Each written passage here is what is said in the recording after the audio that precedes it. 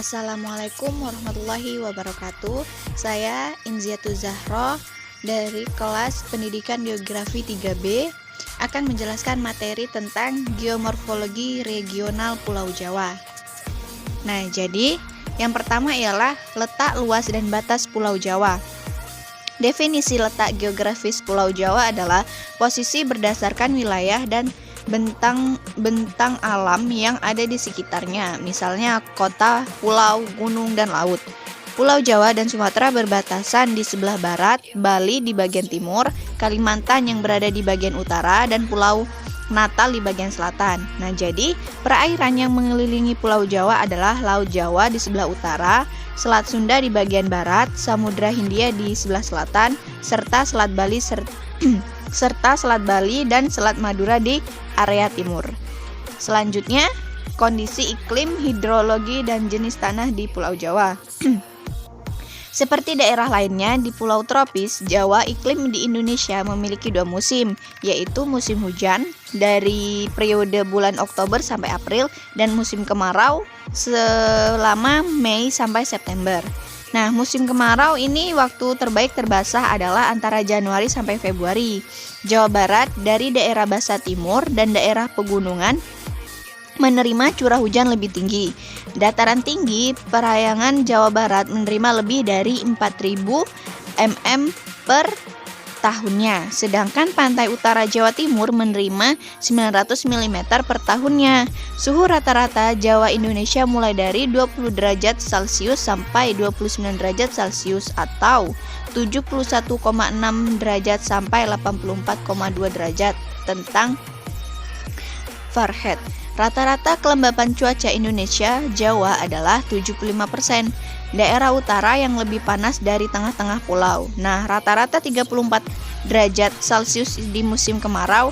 Daerah selatan biasanya lebih dingin dari wilayah utara. Pola hidrologi kawasan Keras Kendeng Utara secara regional adalah pola aliran paralel di mana terdapat penjajaran mata air dan mengikuti struktur geologi yang ada. Pola air seperti ini merupakan cerminan bahwa pola aliran sungai di kawasan Kars Sukolilo Pati dan kawasan Kars Grogongan dipengaruhi oleh struktur geologi yang berkembang. Sungai-sungai yang mengalir di bagian dua zona, yaitu zona aliran utara dan zona aliran selatan. Nah, terbentuknya mata air rekahan tersebut akibat terjadinya patahan pada blok batuan gamping di kawasan ini sangat proses pengangkatan dan perlipatan.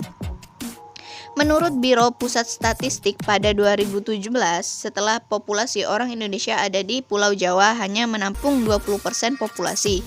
Apakah ini ada hubungannya dengan populasi gunung? Nah, Sumatera punya 30 gunung api, sementara Pulau Jawa punya 34 gunung api.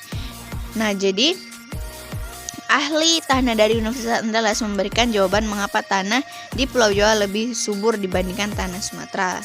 Karena lebih banyak gunung yang ada di Pulau Jawa. Selanjutnya, kerangka geologi Pulau Jawa. Zona selatan. Di zona selatan lapisan Mission tua, Older Mission, yang terdiri dari endapan vulkanis, The Old Earths, yang sangat tebal dan batuan sedimen, misalnya The Alanatus Beds, yang terlipat selama Miocene tengah di daerah selatan. Pelipatan ini sifatnya lemah, tetapi pada batas utara menjadi lebih kuat. Pembentukan ini merupakan unconfortable, tak seirama oleh Miocene atas yang terlipat, yang sebagian besar hanya mengalami sedikit tilting atau pemiringan saja. Di beberapa tempat Miocene atas yang terdiri dari batuan kapur sangat berpengaruh kepada keadaan topografi. Sedimen-sedimen yang lebih muda dari Miocene mudah atau mungkin Pliocene tua hampir tidak ada. Nah, yang terakhir ialah fisiografis Pulau Jawa. Pulau Jawa memiliki sifat fisiografis yang khas dan hal ini disebabkan karena beberapa keadaan. Satu diantaranya adalah iklim tropis. Di samping itu, ciri-ciri geografisnya disebabkan karena merupakan geosiklinal muda dan jalur organisa dengan banyak vulkanisme yang kuat. Karena kekuatan inilah mengakibatkan Pulau Jawa terbentuk memanjang dan sempit. Nah, mungkin sekian sedikit penjelasan dari saya. Kurang lebihnya mohon maaf. Wassalamualaikum warahmatullahi wabarakatuh.